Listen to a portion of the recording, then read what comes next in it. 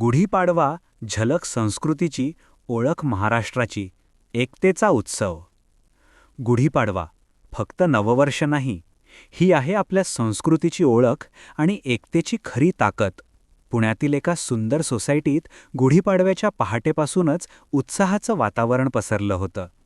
घराघरांवर उभारलेल्या गुढ्या, रंगीबेरंगी रांगोळ्या आणि प्रत्येकाच्या चेहऱ्यावर आनंद. पण ह्यावेळी काहीतरी खास घडणार होतं. शोभायात्रा. ढोल-ताशांच्या गजरात शोभायात्रेला सुरुवात झाली. नऊवारी साडीतल्या महिला, भगव्या फेट्यातले तरुण आणि पारंपरिक वेशात आनंदाने नाचणारी लहान मुलं. ही फक्त मिरवणूक नव्हती, ही होती संस्कृतीची चालती बोलती झलक. मराठी संस्कृतीची झलक.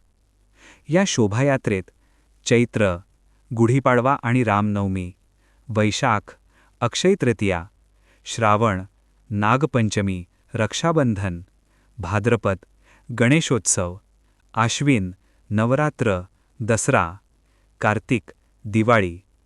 प्रत्येक मराठी महिना जिवंत झाला होता. गणेशोत्सव, नवरात्र, दिवाळी, श्रावण, प्रत्येक सण नृत्य, वेशभूषा आणि साजशृंगारातून साकारला गेला. जणू संपूर्ण वर्ष एका क्षणात अनुभवायला मिळालं. एकतेची ताकद. ही संपूर्ण योजना एका टीमने मिळून साकारली होती. कोणी सजावट केली, कोणी कार्यक्रम आखला, कोणी मुलांना तयार केलं. प्रत्येकाने आपापलं योगदान दिलं आणि तयार झाला एक सुंदर, अविस्मरणीय उत्सव. शोभायात्रेनंतर सुरू झाला आनंदाचा खरा उत्सव. स्त्रियांनी सुंदर फुगडी खेळली, मुलांनी पारंपरिक खेळ खेळले. नो मोबाईल, नो घाई, फक्त हसणं, खेळणं आणि एकत्र येण्याचा आनंद. आणि मग सगळ्यांचा आवडता भाग, गरमागरम नाश्ता, सोबतच पारंपरिक पद्धतीने दिलेला विडाही. शास्त्र असतं ते. सगळे एकत्र बसून गप्पा मारत त्या चवीसोबत सुंदर आठवणी तयार करत होते.